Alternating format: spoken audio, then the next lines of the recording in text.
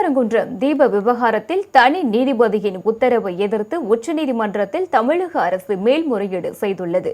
திருப்பரங்குன்றம் மலை மீது 100 ஆண்டுகளாக ஏற்றப்பட்டு வரும் கார்த்திகை தீபத்தை புதிய இடத்தில் ஏற்ற உயர்நீதிமன்ற மதுரை அமர்வு உத்தரவிட்டது.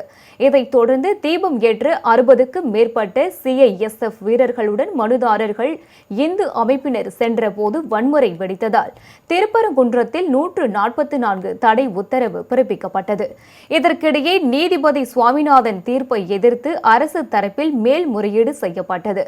மேல்முறையீட்டு மனுவை நீதிபதிகள் தள்ளுபடி செய்த நிலையில் வழக்கு நீதிபதி GR சுவாமிநாதன் முன்பு மீண்டும் விசாரணைக்கு வந்தது.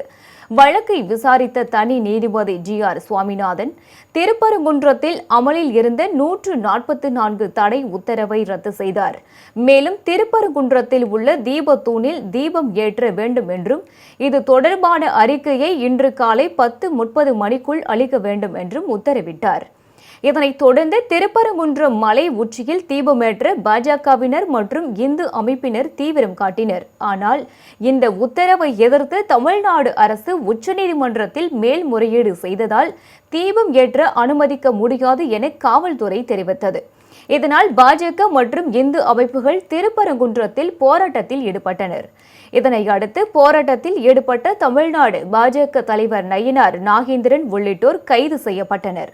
இந்த நிலையில் உயர்நீதிமன்ற மதுரை கிளை உத்தரவை எதிர்த்து உச்சநீதிமன்றத்தில் தமிழக அரசு மேல்முறையீடு செய்த மனு இன்று விசாரணைக்கு வருகிறது.